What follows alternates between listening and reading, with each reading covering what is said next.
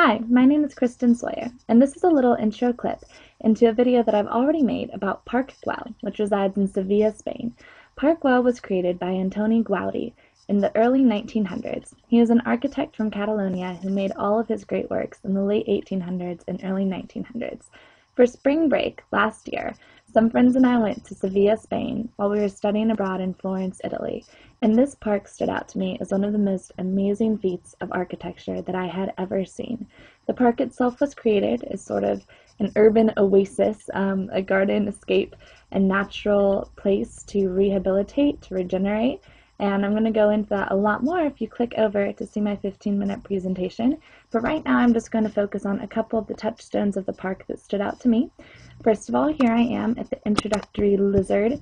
This lizard greets every single tourist. Note the ridges on its back. Mosaics play a huge role in all of the works of Antoni Gaudi. And now we are going to look at the serpentine wall.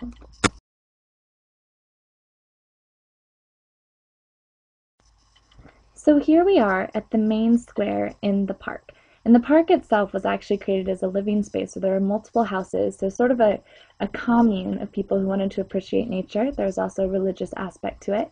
But in this main square, it's this huge space, and all around the borders of it, there's this serpentine wall that sort of creeps and crawls. And the structure of the wall, if you note with this lovely drawing display, is that it creates sort of these concave areas. We'll go over the man's head right there, for all of the tourists, all of the people who are relaxing to sit in.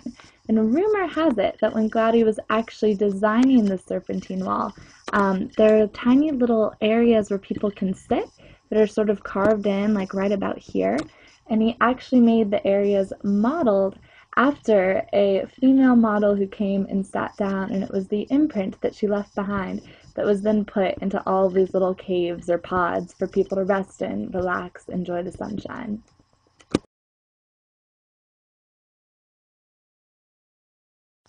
Moving on to the underbelly of the main square, if you will, it's this crazy complex structure, all of these architectural feats, kind of like the internal ridges of a church.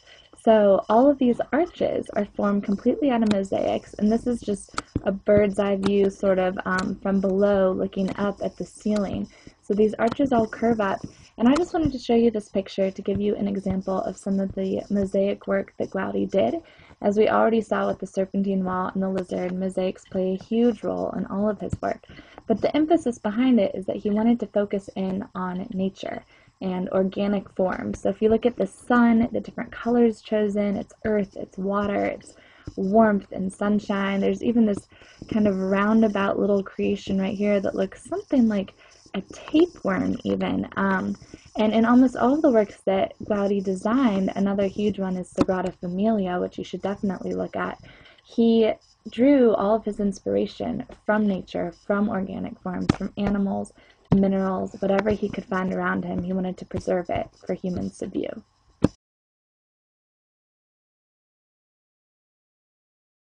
So to wrap up this baby introduction video, who here thinks they know what this building looks like?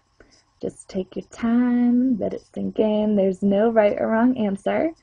And if your minds are where my mind is, I would say that this building looks almost exactly like a real-life giant gingerbread house.